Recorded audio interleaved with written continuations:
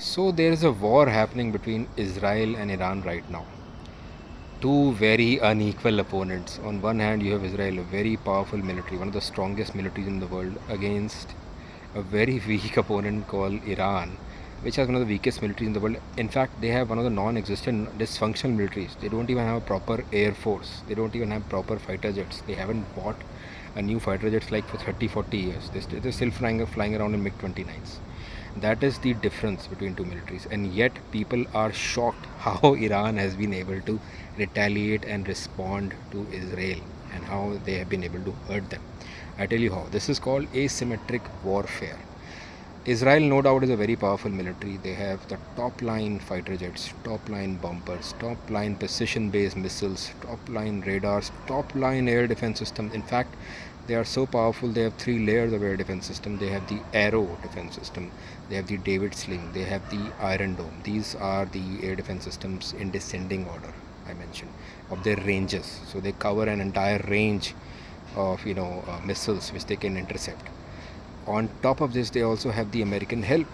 The Americans are helping them with Patriot interceptor missile from their aircraft carrier. Yet Iran has been so successful in hitting them back. How? This is called asymmetric warfare. Iran knows its enemy. Iran has been preparing against Israel for past 20, 30, 40 years. They know. Ever since the Islamic Revolution in 1979, they know what their enemy is like, how they are going to respond, how they need to prepare. So they have been working on only one thing, which is called ballistic missiles and supersonic missiles and hypersonic missiles. They have made their own hypersonic missile, right? So this is the level of preparedness they have, and how they have been able to work out this plan and how they have been able to strike, because Israel doesn't have any strategical depth. If you look at Israel as a country, it's only 400-kilometer long and 100-kilometer wide at the most. That's it.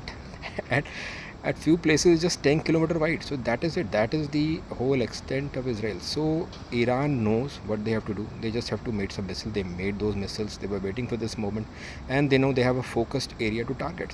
So they're just bombarding them. They're just barraging all the missiles at them, and a lot of them are going through, and a lot of them are able to go through and hit Israel. And now ballistic missiles, hypersonic missiles, they are not that accurate.